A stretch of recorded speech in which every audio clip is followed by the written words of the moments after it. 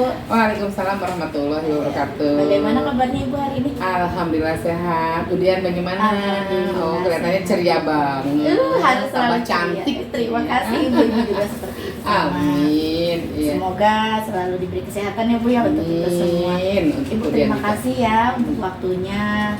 Saya Sama-sama. hari ini datang ke Ibu bertujuan untuk memenuhi tugas tugas dari demonstrasi kontekstual tentang bagaimana pengambilan keputusan sebagai pemimpin di sekolah seperti itu yang jika dihadapkan pada dilema etika atau bujukan moral yang ada di sekolah ini. Baik, ya Ibu ya, saya mungkin nanti ada beberapa pertanyaan yang diajukan ke Ibu. Nanti Ibu mohon responnya juga atau jawabannya. Dan semoga apa yang perbincangan sekarang ini ada manfaatnya untuk saya pribadi Bu ya.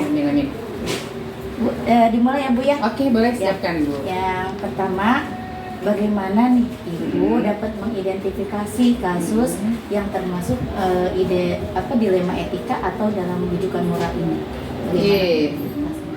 Kisah nyata ya. Oke. Baik, saya akan berusaha untuk mengidentifikasi ya bagaimana sih saya mengidentifikasi kasus-kasus yang merupakan dilema etika atau bujukan moral selama saya menjadi kepala sekolah di SD Negeri 1. Sebagai kepala sekolah, saya mengidentifikasi dilema etika atau bujukan moral melalui satu observasi. Saya observasi. Yang kedua melalui laporan dari guru. Selain laporan dari guru, ada laporan dari siswa, juga laporan dari orang tua, dan pemahaman tentang aturan serta nilai-nilai yang berlaku di sekolah. Itulah yang diidentifikasi. Jadi disampaikan laporan-laporan juga saya akan berusaha untuk memberikan pemahaman pada diri saya sendiri tentang aturan serta nilai-nilai yang berlaku di sekolah. Nah, kasus tersebut biasanya sering muncul ketika ada dua kepentingan atau dua keputusan yang tampaknya benar tetapi bertentangan satu sama lain. Misalnya sebagai salah satu contoh begini Bu Dian, saat seorang guru melaporkan ada siswa di kelasnya yang selalu datang terlambat setiap hari. Nah, datang terlambatnya ini ternyata ketika diteliti atau divalidasi ke anak tersebut dan orang tuanya, anak ini terlambat karena membantu orang tuanya bekerja. Nah, dalam kasus ini saya harus memilih antara menegakkan disiplin sekolah atau saya harus memahami keadaan keluarga siswa tersebut yang membutuhkan bantuan. Seperti itu salah satu contohnya Bu. Berarti selain dari mengidentifikasi itu melalui observasi, laporan dari guru, juga siswa, orang tua, pemahaman, menelaah aturan-aturan yang ada itu bagaimana sebetulnya ya. Betul. Gitu. Oke, baik Ibu, selanjutnya bagaimana menjalankan pengambilan keputusan di sekolah ini terhadap kasus yang menurut Ibu tadi dilema ya dari dua kebijakan ini yang dianggap benar dan satu sisi juga iya betul. Bagaimana itu?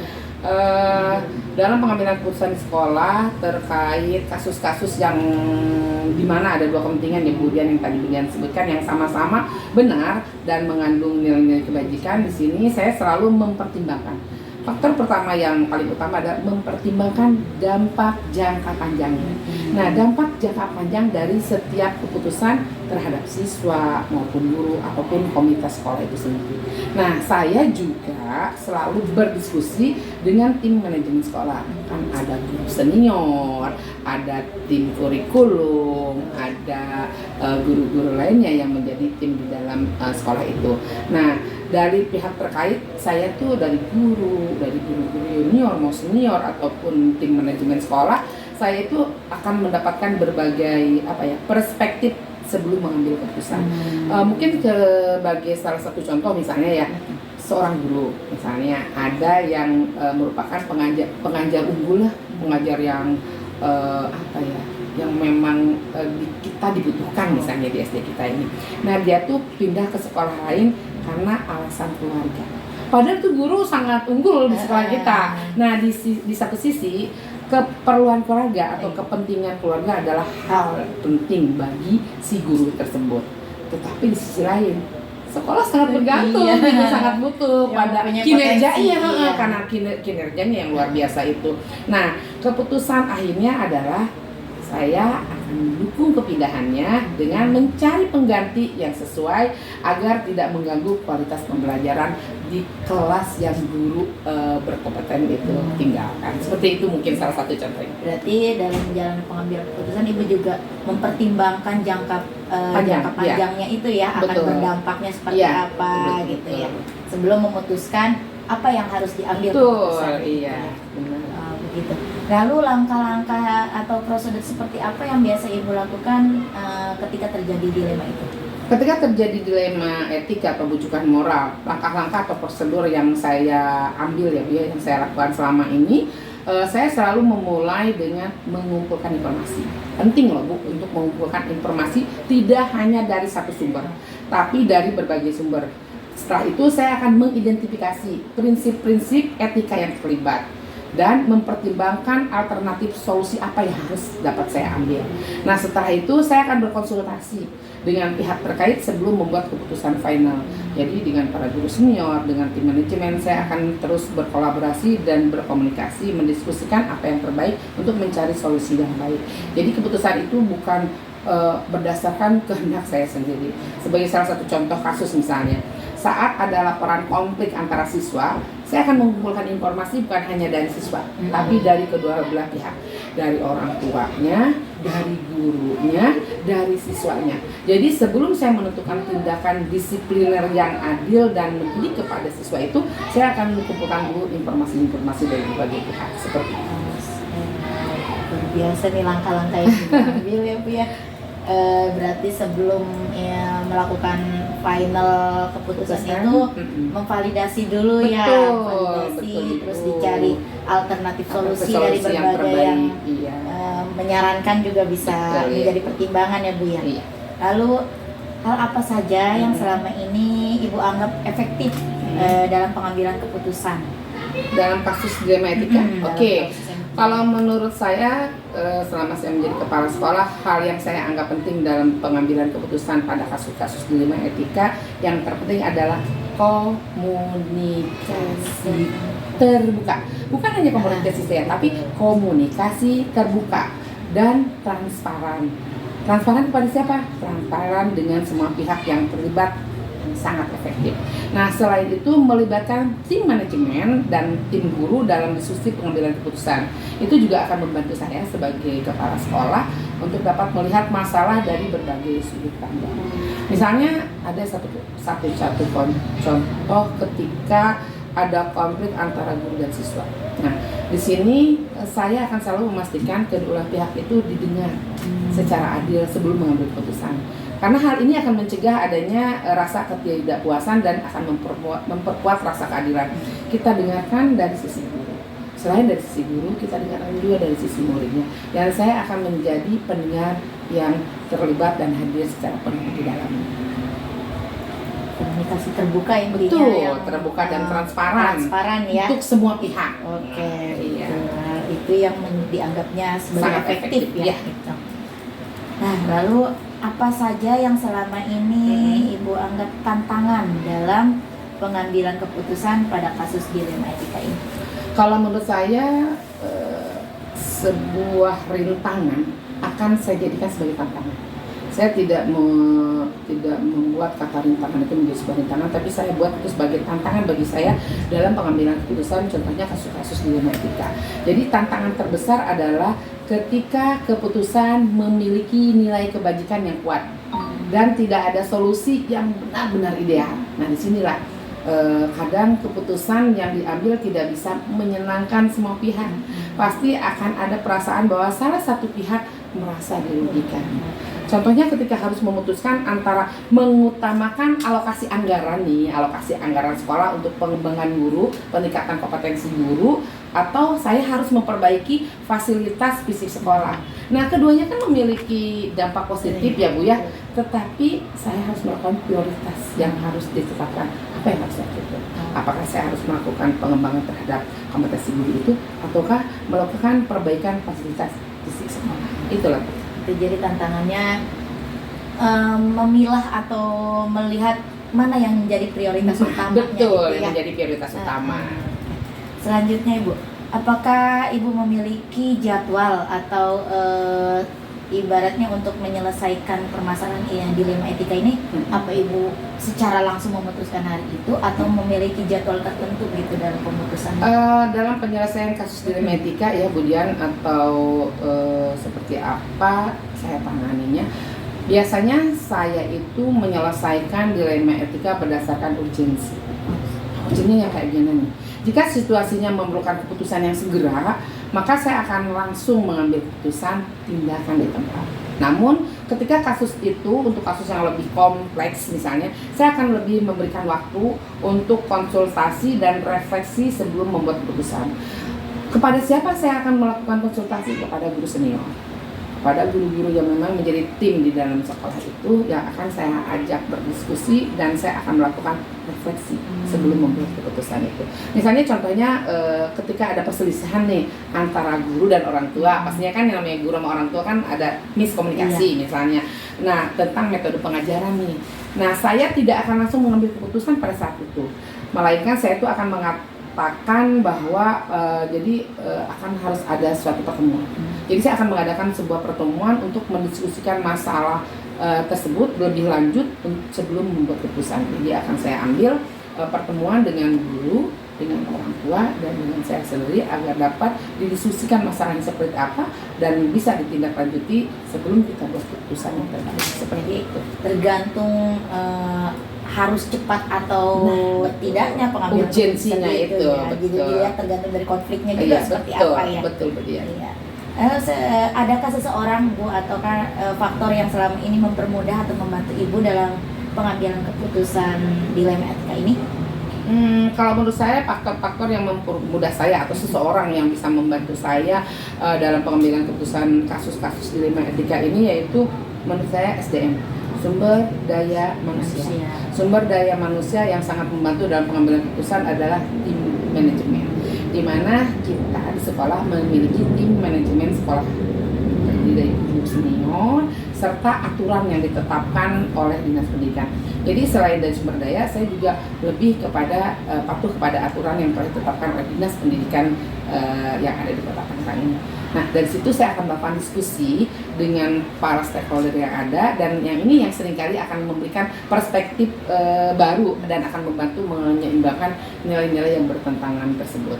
Dalam salah satu kasus contoh pengambilan keputusan terkait penempatan siswa yang memiliki kebutuhan khusus. Nah, kebetulan di SD Negeri Sari 1 ini kita memiliki guru pendamping khusus atau GPK, yaitu Bu Karin. Jadi ketika saya mendapatkan siswa yang berkebutuhan khusus atau yang sekarang disebut dengan PDPD ya, peserta didik PDPD, maka saya tidak akan mengambil keputusan sendiri. Saya akan berkonsultasi dengan guru inklusi tersebut, yaitu Bu Karin sebagai GPK dan psikolog. Saya akan memanggil psikolog. Setelah itu saya akan mendapatkan gambaran yang lebih jelas tentang kondisi siswa itu perlu sebagai apa diabaikan. Seperti itu. Selain SDM-nya juga berarti melihat aturan-aturan yang ada. Betul, aturan yang diberlakukan. Ya, terakhir Ibu, Baik. dari semua yang hal Ibu sampaikan pada saya, adakah pembelajaran yang Ibu ambil gitu ya sebagai dari pengalaman Ibu itu pada saat pengambilan keputusan dilema etika ini? Pembelajaran apa sih? Pelajaran yang dapat saya ketik selama saya menjadi kepala sekolah di SD Negeri Sari ini, saya belajar bahwa penting untuk memiliki keseimbangan antara ketegasan dan empati dalam pengambilan keputusan.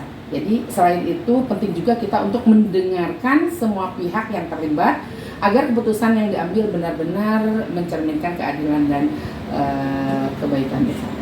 Seperti itu. Luar biasa Ibu, pengalamannya sangat menginspirasi kalau untuk saya nih Bu. Suatu saat dalam pengambilan keputusan itu kan memang tidak bisa sampai dengan seenaknya mengambil sesuai dengan keinginan sendiri, iya, betul ya. Kita harus ada pihak yang kita ajak diskusi atau ajak ngobrol. Yes. Pengalaman yang luar biasa Ibu. Amin. Pengambilan keputusannya juga dari paparan Ibu yang sudah saya dengar gitu, dari pengambilan keputusan ketika dilema etika itu terjadi harus seperti apa, itu membuat pembelajaran juga untuk saya pribadi pada saat penanganan mungkin dilema etika itu kan bisa terjadi juga di kelas gitu ya. Nah, bagaimana ketika kita untuk mendapatkan konklusi atau solusi yang tepat itu harus seperti apa?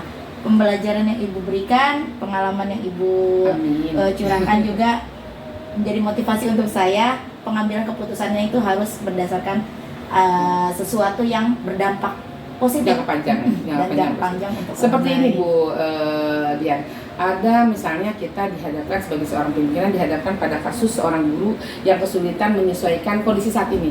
Kondisi saat ini kan sudah tercover dengan teknologi informasi dan yang IT itu ya, yang TIK itu terkoneksi dengan TIK semuanya. Ketika dalam pembelajaran misalnya ada guru yang memang sudah merasa nyaman, contohnya yang tapi tidak semua yang sepuh, misalnya yang sepuh sudah merasa nyaman dengan kondisinya dan mereka tidak mau atau enggan untuk memberikan oke, saya bisa melakukan ini dengan kondisi teknologi informasi dan komunikasi. Tapi dia tidak mau, enggan beranjak dari rasa nyamannya. Maka yang akan saya lakukan yaitu saya akan memberikan pelatihan intensif kepada guru itu dan tanpa memberikan sanksi apa. Karena menurut saya kenyamanan lebih utama. Ketika dia merasa nyaman, kita buat nyaman dulu dengan memberikan sedikit pelatihan-pelatihan intensif untuk guru itu. Dan yang paling penting adalah keputusan saya didasarkan pada empati atau pemahaman akan tantangan yang mereka hadapi. Seperti itu. Berarti tidak secara memaksa tapi memberikan pelatihan agar muncul kesadaran sendiri gitu betul, ya. Ibu, seperti itu. Oke Ibu, baik. Terima kasih Ibu untuk sama-sama, waktunya Ibu. dari semua yang saya ajukan, mendapatkan pencerahan, mendapatkan informasi yang saya ambil gitu ya, kesimpulannya dalam pengambilan keputusan dilema etika ini. Terima kasih Ibu ya. Sama-sama, Ibu. Untuk waktunya, untuk informasi yang didapatkan, semoga bisa menjadi manfaat untuk saya pribadi. Amin. Semoga manfaat juga buat saya. Amin. Iya, Terima kasih kasih Bu Bu ya. Dian. Sama-sama Bu Dian. Terima kasih. Assalamualaikum Ibu. Waalaikumsalam warahmatullahi wabarakatuh.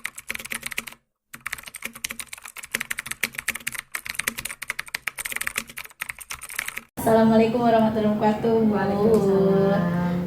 Perkenalkan, saya Dian Nur Hidayah dari SD Negeri Sari 1. Kebetulan alhamdulillah saya mendapatkan kesempatan dalam guru penggerak ya, guru penggerak CGP angkatan 11 ini di Kota Tangerang. Nah, hari ini saya ada tujuan nih Bu. Sebelumnya terima kasih atas waktunya. Sama-sama. Bu, alhamdulillah sedang baik kabarnya. Alhamdulillah. Iya, alhamdulillah. Nah, ini Bu, nanti saya akan bertanya ya, mengajukan pertanyaan, beberapa pertanyaan yang tujuannya itu untuk mengidentifikasi bagaimana seorang pemimpin, terutama Bu Ria di sini sebagai pemimpin kepala sekolah ya, sebagai langkah untuk pengambilan keputusan yang didapatkan atau dihadapkan pada kasus dilema etika atau bujukan moral. Seperti itu Bu ya, tujuan ini ya.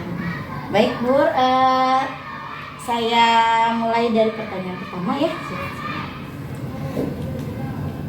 Bagaimana Ibu dapat mengidentifikasi kasus yang bisa dijadikan atau dianggap itu sebagai dilema etika atau bujukan moral itu? Adakah kasus yang dialami Ibu sebagai yang menyangkut dilema etika atau sebagai bujukan moral yang pernah dihadapi gitu? Ada. Salah satunya apa, bisa diceritakan? Alhamdulillah sekolah kami itu sudah masuk Adiwiyata provinsi ya. Oh, Adiwiyata Ya, provinsi. jadi mau menuju Adiwiyata nasional gitu. Tapi yang saya lihat kok sampahnya banyak banget ya. Gitu tuh. Gitu ya, dilema ya berarti ya. Aduh, gimana nih gitu. Apalagi terutama sampah-sampah plastik. Gitu kan ya. Dan si anak juga kayaknya main buang-buang aja gitu. Kayak di kelas, taruh di kolong meja kan gitu ya. Atau taruhnya di pot-pot, gitu kan salah satu dilema juga Iya, buat saya betul. ya gitu ya. Kok masih mengandalkan kayaknya, mengandalkan untuk ada yang membersihkan, tapi kesadarannya kayaknya masih kurang. Itu. Oh gitu, yang Itu dianggap udah. jadi dilema oleh Bu salah itu. satu saya juga Iya. itu. Jadi sudah mencapai Adiwiyata provinsi tapi masih kesadaran kebersihannya masih berkurang, Betul. masih harus diingatkan Iya. gitu ya. Lalu bagaimana pada saat Ibu menjalankan pengambilan keputusan di sekolah itu ya dengan dilema etika itu, itu mempunyai ada dua kepentingan tadi. Karena sudah mencapai adiwiyata, harusnya kan kalau sudah adiwiyata tingkat provinsi sudah tanpa ada arahan, tanpa ada perintah gitu ya. Tapi di sisi lain kalau tidak diperingatkan, si anak juga bagaimana gitu, tidak ada perubahan ya. Itu bagaimana Ibu menjalankan pengambilan keputusannya? Iya. Jadi memang alhamdulillahnya semua itu sebelum dilakukan oleh anak, gurunya. Sebelum dilakukan, kalau saya ya, menurut saya ya. Jadi untuk pembiasaan itu kan sulit, pembiasaan. Bukan hanya di sini saja, mungkin di tempat lain pun untuk pembiasaan itu sulit. Apalagi yang di sini itu kan ada guru, ada kepala sekolah, ada siswa, gitu kan. Nah, adiwiyata itu kan tujuannya ke semua, bukan ke siswa doang, tapi ke guru. Tapi intinya semua berakhir di siswa. Nah, sebelum ke siswa, ke gurunya dulu, gitu kan. Sebelum ke guru, berarti kepala sekolahnya dulu, gitu. Nah, akhirnya saya lah yang mulai, gitu. Jadi memang membiasakan Lisa itu perlu. Lisa tuh ambil, lihat sampah, langsung buang. Berarti ada program pembiasaan gitu ya yang disebutnya Lisa gitu. Jadi memang saya itu terbiasa dengan Lisa. Saya dulu gitu. Jadi saya itu memang setiap ada sampah plastik saya ambil. Saya dulu gitu. Biar ada yang melihat dulu. Walaupun tidak ada yang melihat pun tetap saya akan lakukan gitu. Jadi nanti biar bisa diikuti dengan yang lain gitu. Jadi ketika di samping saya, di sekeliling saya ada guru, ya bareng-bareng sama guru. Di sekeliling saya ada siswa, bareng-bareng sama anak-anak. Kalau misalnya tidak ada, ya saya sendiri yang ambil. Gitu. Itu yang saya lakukan dulu. Gitu. Berarti diawali dari di saya dulu. Gitu. Menjalankan pengambilan keputusannya seperti itu ya. Iya. Nah, untuk menjalankan langkah-langkah atau prosedur yang bisa dilakukan Ibu tadi selain dari cara mencontohkan dari diri ya Bu ya, bagaimana cara menjelaskan atau pengambilan keputusan itu, langkah yang selanjutnya itu seperti apa? Iya.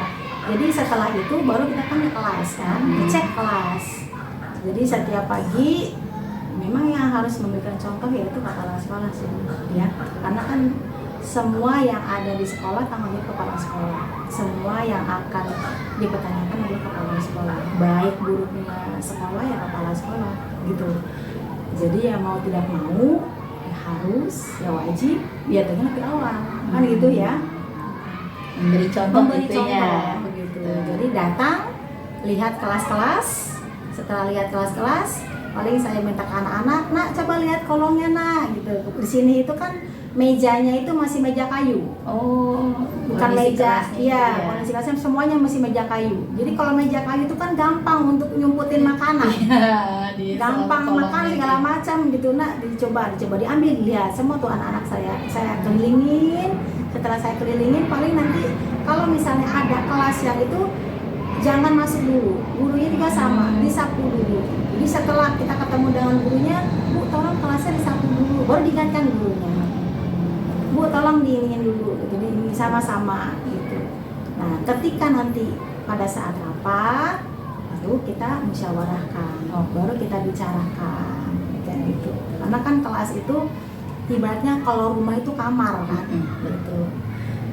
Ini rumah kedua bagi anak-anak, bagi kita, bagi guru-guru, dan kelas-kelasnya itu kamar-kamarnya kan gitu. Masa kamar-kamarnya itu kotor kan gitu. Bagaimana dia mau bisa belajar kan kalau misalnya kotor keadaan. Sedangkan mejanya kan bentuknya seperti itu ya. Bener meja kayu. Jadi kalau meja kayu itu riskan dengan sampah. Kalau banyak sampah kan timbulnya banyak nyamuk, gatal apa segala macam, lembab kan gitu. Jadi pada saat rapat kita ajak dulu berbicara dengan guru-guru. Memang ya harus continue. Selain diajak bicara, saya itu tetap keliling, tetap keliling kelas, tetap lisah tadi, tetap. Jadi mulut iya, mengingatkan iya, menjalankan juga iya. Karena itu kan pembiasaan itu kan susah. kalau bukannya Dari dari diri diri sendiri, sendiri ya. gitu. Oke, luar biasa nih. Jadi buat sekali di berarti ya. jadwal juga, Oke. buat di jadwal. Jadi kayak misalnya hari Senin nih, misalnya Senin yang piketnya hari Senin, coba kelas 5, kelas 6 ke depan mungutin sampah, operasi semua. Terus kalau misalnya yang piketnya hari Selasa, yang teras Iya. tadi tuh, Oh, gitu kita Selasa. ada. Tapi untuk kelas-kelas yang atas ya, kelas 5, kelas Kelas 6, tinggi ya. kelas tinggi ya, soalnya kayak gitu. Yang piketnya hari Rabu, ngapain di sebelah mana? Jadi ada bagian-bagiannya Ada bagian-bagian gitu setiap harinya ya. gitu, iya. Selain di kelas berarti juga di Di sekelilingnya, di sekelilingnya sekolah juga. iya, termasuk guru-guru juga kan ikut juga. Oh. Saya juga kan mengingatkan ke mereka juga, kita lo udah adiwiyata nasional loh, mau ke adiwiyata nasional loh kan gitu ya. Jangan hanya labelnya doang kayak yang adiwiyata provinsi, malu kan gitu ya istilahnya ya. Semua akan dipertanggungjawabkan loh. Kalau saya juga ngomongnya seperti itu kalau saya. Mungkin kayaknya agak sedikit apa ya, tinggi apa gimana ya, cuman apa ya kalau menurut saya ya, yang kita lakukan itu semua akan dipertanggungjawabkan gitu tuh kalau saya tuh prinsip saya gitu. Jadi setuju nggak sih dengan apa yang saya ajak bicara dulu dengan guru-guru sebelum saya pengen begini saya ajak bicara dulu. Kita kan semua alhamdulillah di sini agamanya agama Islam ya, semua di sini agama Islam dan semua alhamdulillah di sini paham dengan itu, dan di sini semua alhamdulillah dengan agama itu kayaknya apa ya istilahnya ya, bagus lah gitu ya, bagus agamisnya gitu. Jadi saya tekankan itu biar mereka juga ingat gitu. Jadi ibadah itu bukan hanya sholat puasa aja, tapi salah satu kebersihan juga itu kan ibadah juga gitu. Oke. Baik Ibu, luar biasa nih langkah-langkah yang Ibu jalankan ya. Lalu selanjutnya Ibu, hal apa saja yang selama ini Ibu anggap efektif dalam pengambilan keputusan ketika ada dilema etika itu? Jadi memang untuk yang itu tadi musyawarah tadi ya. Oh, musyawarah yang efektif ya. Iya. Terus juga ya apa namanya ya, berbicara, komunikasi. Itu harus sering-sering komunikasi. Jadi niatkan dulu kita kesini tuh apa. Kalau misalnya kita ngelihat sampah, terus niat kita di sini kayaknya ada sesuatu yang kita unggulkan, itu yang ada emosi. Itu pasti emosi bawaannya, masih marah-marah gitu kan ya. Tapi niat kita di sini apa? Oh, pembiasaan ke anak kan gitu. Jadi itu butuh proses, dan saya ya harus menanggung resiko itu. Karena untuk menempuh proses itu nggak gampang. Untuk pembiasaan itu nggak gampang. Jadi ya saya harus ikhlas dulu, harus ikhlas berbagi dulu. Saya juga harus ikhlas untuk terus berkomunikasi. Terus juga saya juga harus bisa siapa nih orang atau rekan saya, guru saya yang bisa diajak berbicara, yang dijadikan apa ya istilahnya ya, kaki tangan saya lah gitu ya. Jadi harus ada juga. Jadi ketika nanti tidak ada, saya bisa menghandle dia atau bisa dikondisikan oleh guru saya. Ya, oke baik. Lalu selanjutnya, hal apa saja Ibu yang selama ini menjadi tantangan dalam pengambilan keputusan itu? Tantangan ada. Tantangannya ya apa ya? Untuk pembiasaan itu kan tadi proses ya. Kadang-kadang anak itu banyak alasan. Kayak misalnya bawa botol kan itu salah satunya gitu. Terus juga di saat saya sedang keluar gitu, tak tahu anak lupa dengan apa yang dia yang dia lakukan kalau ada saya gitu. Jadi awalnya mungkin ada bunyi, ada kepala sekolah gitu. Pas saya tidak ada, biasa lalai lagi. Gitu. Termasuk dengan guru ini juga sama seperti itu. Awalnya seperti itu gitu. Cuma alhamdulillahnya itu tadi karena kita niatnya hati ibadah, terus juga ingin mau dibawa kemana sekolah ini, paling saya tukok plastik lagi ya gitu. Sekali-sekali saya ajak ke Kedaung, mau nggak ya? Saya bilang gitu.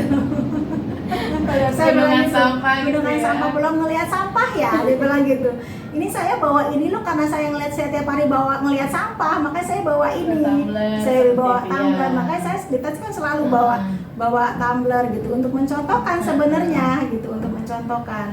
Jadi tantangannya ya kitanya harus berani terus mengingatkan mereka gitu, harus berani, jangan itu tadi, jangan terbawa emosi lah. Kalau bisa terbawa emosi, yang ada mereka itu tadi, kalau ada patuh, kalau tidak ada nggak patuh gitu. Padahal itu untuk kepentingan diri sendirinya juga. Jadi tantangannya itu membiasakan mereka ada atau tidak adanya pemimpin gitu ya, dijalankan dengan kesadaran sendiri, gitu. Harus yang menjadi tantangan. parenting juga dengan orang tua. Nah iya itu berarti. Iya harus. Karena berhubungan dengan siswanya itu kan disiapkan oleh orang tua. Iya. Jadi memang sama orang tua juga kita sudah rapat gitu kan, sudah kumpul kan gitu. Kita juga sudah ngasih tahu kita ini udah di wilayah provinsi, bahwa kita harus bangga gitu. Kenapa sih kita di wilayah provinsi? Apa sih manfaatnya? Kita mau ke nasional nih gitu. Itu kita harus bangga, harus utarakan. Jadi biar mereka juga termotivasi. Alhamdulillah di sini kan orang tuanya juga pemikirannya ke depan ya, pemikirannya istilahnya bener-bener untuk masa depan si anaknya gitu, untuk sekolah juga. Jadi kalau diajak kerjasama tuh enak sebetulnya. Langsung respon ya, responnya baik ya. Cuman itu tantangannya kadang-kadang, Bu lupa kan gitu, Bu orang tua saya lagi kerja, jadi ya udah seadanya, akhirnya pakai plastik lagi gitu. Padahal kan sebenarnya nggak usah bawa makanan juga nggak apa-apa, yang penting bawa tempatnya aja kan gitu, nanti bisa beli kan gitu. Tapi namanya anak-anak kan lupanya itulah gitu, jadi sering diingatkan terus. Itu menjadi tantangan ya Bu ya. Lalu selanjutnya nih Bu, apakah Ibu itu memiliki sebuah jadwal untuk menerapkan penyelesaian ini, apa langsung menyelesaikan di tempat atau memerlukan jadwal khusus gitu untuk penyelesaiannya? Ada jadwalnya. Jadi setelah kami rapat, kita buat jadwal. Jadi jadwal dengan guru-guru ada, nanti si guru itu buat jadwal juga dengan anak-anak yang ngecek. Cek yang bawa tumbler, yang bawa tempat minum, ngecek. Terus untuk kebersihannya juga tadi itu udah kita bikin jadwal. Hari Senin yang kelas 5, kelas 6 ke lapangan setelah upacara, mungkin sampah, operasi semua. Hari Selasa kita bikin jadwal. Ada jadwal. Itu ada jadwalnya. Jadi dalam penyelesaian itu ketika rapat pun gitu ya, langsung jadi dibuatkan jadwal untuk kedepannya gitu. Nanti tinggal menjalankan sama gurunya dan siswanya. Lalu adakah seseorang yang bisa menjadi faktor pendukung ya, atau membantu itu memudahkan pengambilan keputusan yang dialami oleh Ibu? Ada iya.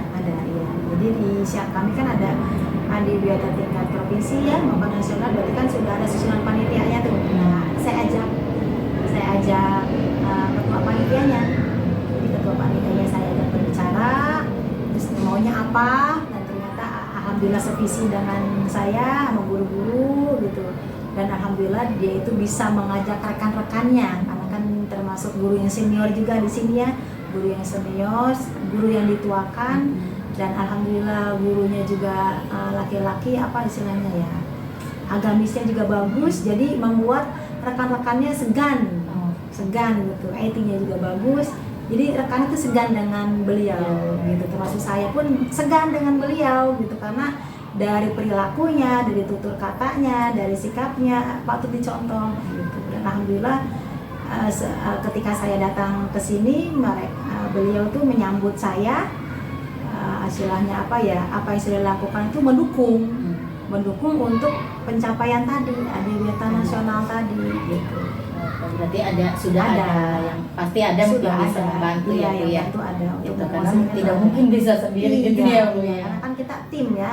Sekolah itu kan tim, ada kepala sekolah, ada guru, ada orang tua, ada siswa. Untuk orang tua pun kita ada di sini. Ada. Jadi ada ketua korlasnya namanya ya, koordinator kelasnya. Dan alhamdulillah mereka handle. Setiap kelas itu ada. Jadi koordinatornya gitu ya. Setiap kelas kan ada, tapi ada lagi ketuanya lagi. Gitu. Jadi yang paguyubannya mungkin gitu ya. Iya, jadi setiap kelas kan ada tuh. Nah, itu ada lagi yang ketuanya lagi. Ada ketuanya, ada bendaharanya, ada sekretarisnya. Nah, itu yang menjembatani berarti gitu. Nah, ketuanya pun alhamdulillah semuanya tuh bisa. Jadi yang korlasnya juga alhamdulillahnya mereka juga percaya dengan ketua korlas keseluruhan gitu. Berarti tidak hanya dari guru saja yang bisa membantu, tapi dari Perlu itu, orang perlu. tua Orang juga tua itu perlu, yang bisa dukungan dibantu. perlu. Itu yang bisa membantu untuk pengambilan keputusan di Iya. lima etika ini Iya, ya. iya. Lalu terakhir nih Bu nih, dari semua hal yang sudah disampaikan tadi, dari kasus yang Ibu anggap dilema itu antara adiwiyata provinsi dengan kebersihan yang ada di sekolah ini, pembelajaran apa yang Ibu dapatkan dari kasus yang dianggap dilema ini? Tanggung jawab ya, tanggung jawab, disiplin gitu. Jadi saya ingin menumbuhkan rasa tanggung jawab kepada anak-anak, kepada guru juga, termasuk pada diri saya juga. Jadi mengenai disiplin kebersihan itu tadi menerapkan kepada mereka pemberian kebersihan lah gitu istilahnya ya. Saya juga pernah pada saat upacara juga sama, karena kan di sini itu rata-rata sudah adiwiyata nasional. Nasional Udah. seluruh Indonesia ya. Ada yang mandiri malah mau ke mandiri ada. Jadi saya sering mengingatkan kepada mereka pada saat rapat, sama-sama kita kita rubah gitu, pola kita jaga kebersihan. Jadi jangan hanya labelnya saja. Jangan hanya labelnya saja adiwiyata, sekolah adiwiyata gitu. Tapi apa nih yang akan dicapai dari sekolah adiwiyata itu? Jadi kan butuh kesadaran dari diri sendiri, butuh tanggung jawab betul. Karena prinsip saya yaitu tadi, apa yang kita lakukan semuanya dari segi ucapan, dari segi tingkah laku itu semuanya kan akan dibutuhkan tanggung jawabannya gitu. Itu pelajaran yang saya ambil. Luar biasa nih pengalaman Ibu. Saya juga bisa belajar dari pengalaman Ibu pengambilan keputusannya. Baik dilema etika itu kan kita menuntut sebagai seorang pemimpin itu harus cepat Ya, tanggap betul, ya betul. untuk menyelesaikan seperti itu. Ibu terima kasih Sama-sama. untuk waktunya, atas responnya, jawabannya, bisa menjawab berbagi cerita Nanti bisa terutama diterapkan dalam- juga di kelasnya. Iya, semoga Jadi saya sebelum diterapkan keseluruhan, di betul, kelasnya dulu. betul. Iya. Pengambilan keputusan juga terhadap saya Betul. untuk murid diri Murid, sendirinya ya, di kelas. gitu. Itu bisa Itu luar biasa sekali Bu. Iya. Pengambilan keputusan itu kan tidak hanya untuk mencapai hasil akhirnya saja, tapi prosesnya itu yang seperti apa yang bisa bukan disegani ya, maksudnya diikuti tanpa ada rasa ketakutan seperti itu ya Bu ya. Baik, terima kasih Ibu. Sama-sama. Semoga apa yang hari ini disampaikan kepada saya bisa bermanfaat untuk saya dan bisa juga menjalankan saya nantinya pengambilan keputusannya itu bisa berpihak pada murid dan bisa berdampak baik untuk Ya. semuanya. Baik, terima kasih Ibu ya. Sama-sama. Assalamualaikum. Waalaikumsalam. Sehat selalu. Amin.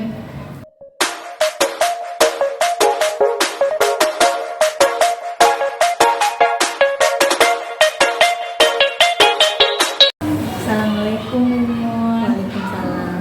Ya, Mumun, perkenalkan saya Diana Widaya dari SMA Negeri 1. Kebetulan saya alhamdulillah mendapatkan kesempatan dalam pendidikan guru penggerak ini ya, di CGP Angkatan 11 Kota Tangerang. Nah, hari ini saya akan meminta waktunya nih Bu Minawati untuk menggali informasi atau berdiskusi untuk pemilihan atau pengambilan keputusan sebagai pemimpin ketika dihadapkan kepada dilema etika atau rujukan moral seperti itu. Bersedia Bu? Baik-baik, kemudian terima kasih kepercayaannya. Itu nanti saya akan selalu menjawab apa yang kemudian. Baik. Alhamdulillah, mohon hari ini kita juga dalam keadaan sehat ya. Gitu. Semoga apa yang dilakukan hari ini dan seterusnya selalu dalam keadaan sehat dan bisa bermanfaat untuk yang lainnya ya. Mohon dimulai dari pertanyaan pertama ya.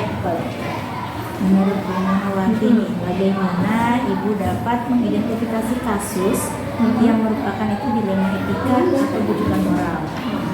Bagaimana mengidentifikasi itu? Sebenarnya untuk dilema etika atau kasus yang saya alami ya, terutama di lembaga yang saya pimpin, saya menemukan ada terjadi dengan guru terutama kemarin pandemi ini kan kita sempat ngerasain pandemi ya Bu Dian ya, Iya. tahun 2000 berapa tahun ya Bu Dian, lumayan ya. di situ memang ada dilema ketika ada moral yang memang dihadapi.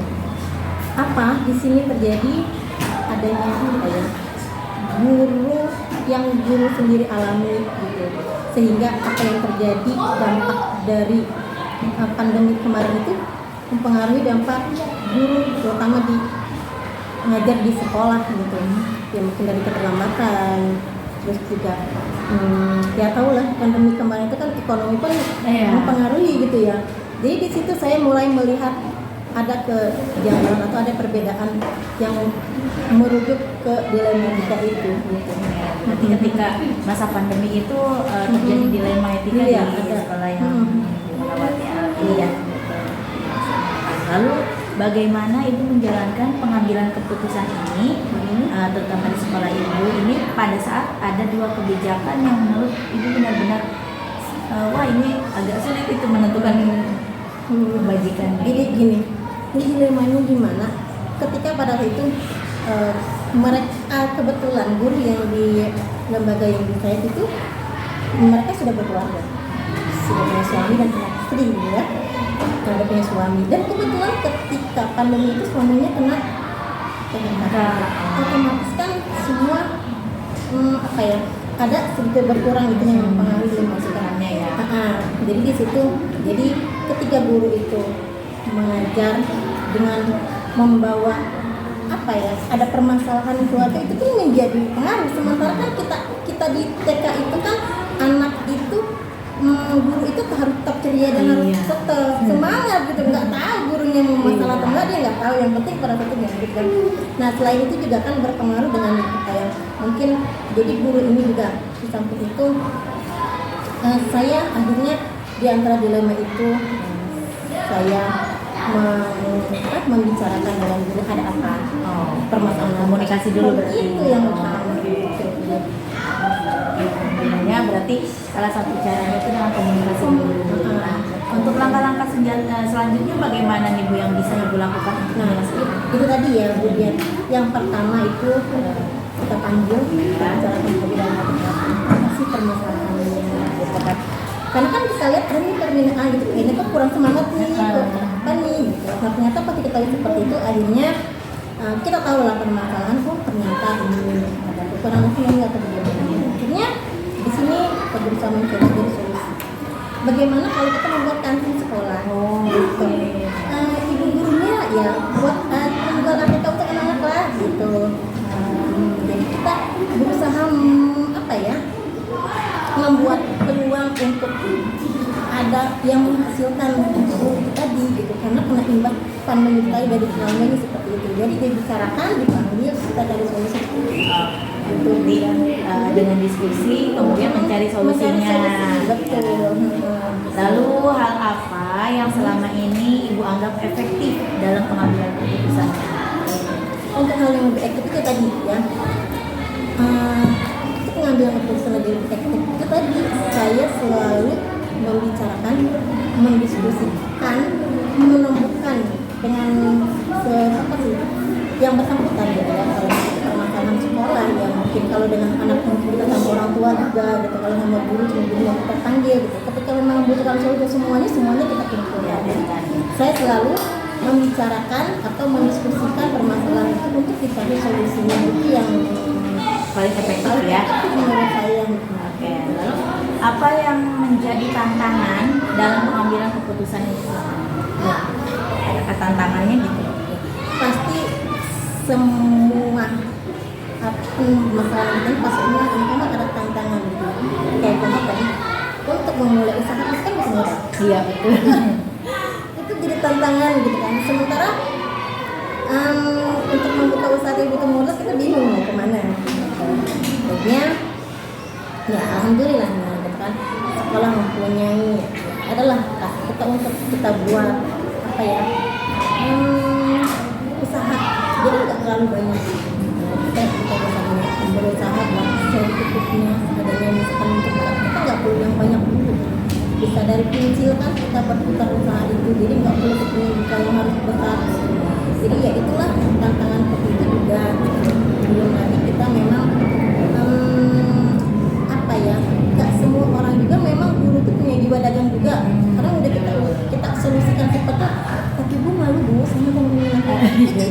tantangan juga gitu. Tapi akhirnya dengan pembicaraan, dengan apa sih alasan yang bagus kita omongin, musyawarahin, dan alhamdulillah akhirnya ketemu titik akhirnya ya itu lagi gitu, kita buat kantin sekolah itu, dan akhirnya alhamdulillah itu sangat membantu sekali.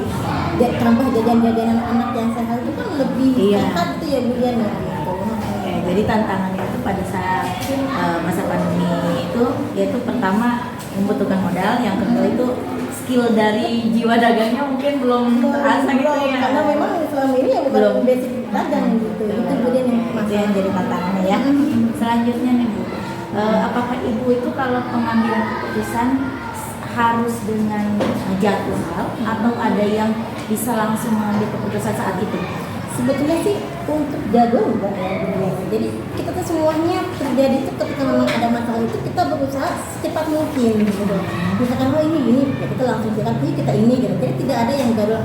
Yaudah ini harus ini tidak ada seperti itu. Jadi ketika permasalahan itu memang ada, gitu, ya itu harus ditindak gitu. Jadi tidak ada jadwal yang terstruktur sih sebetulnya. Jadi tergantung kondisi permasalahan itu harus ditangani cepat atau harus memerlukan Mungkin pengajian seperti itu gitu ya Bu.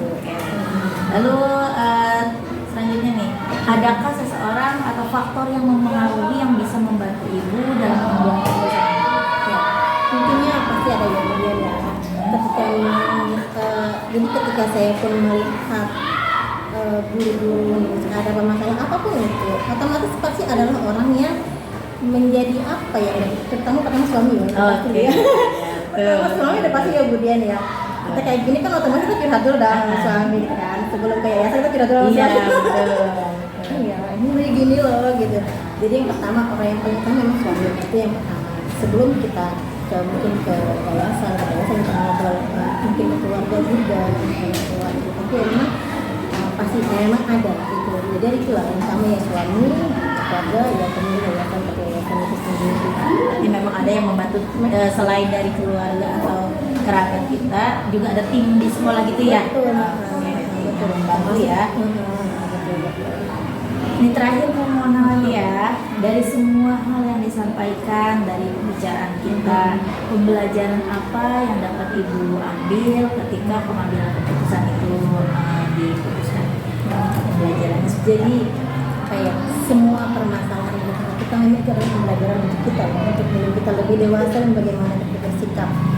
Jadi kalau menurut saya ya tadi apapun permasalahan, termasuk tadi permasalahan guru yang itu tadi gitu kan, itu semua menjadi apa ya, menjadi pengalaman, menjadi pembelajaran untuk kita. Sebetulnya itu tetap pembelajaran pun untuk saya pribadi gitu khususnya.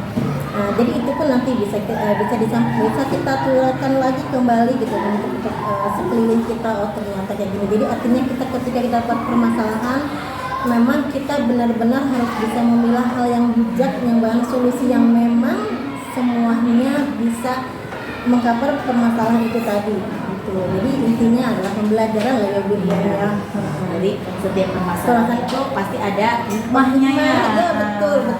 Jadi ada hikmah yang bisa kita ambil. Oke, baik Bu. Nanti luar biasa nih pengalaman Ibu. Saya juga berterima kasih kepada Ibu sudah meluangkan waktu dan mau merespon beberapa pertanyaan yang saya ajukan. Dan dari percakapan ini saya juga bisa mengambil kesimpulan bahwa ternyata pembelajaran pengambilan keputusan itu tidak bisa, ada yang bisa ditangani dengan cepat, ada juga yang memerlukan proses yang benar-benar pemikiran yang harus detail ya. Karena dari masalah yang bisa lihat masalah itu. Terima kasih Ibu untuk waktunya. Semoga sehat selalu. Terima kasih. Assalamualaikum. Waalaikumsalam warahmatullahi wabarakatuh.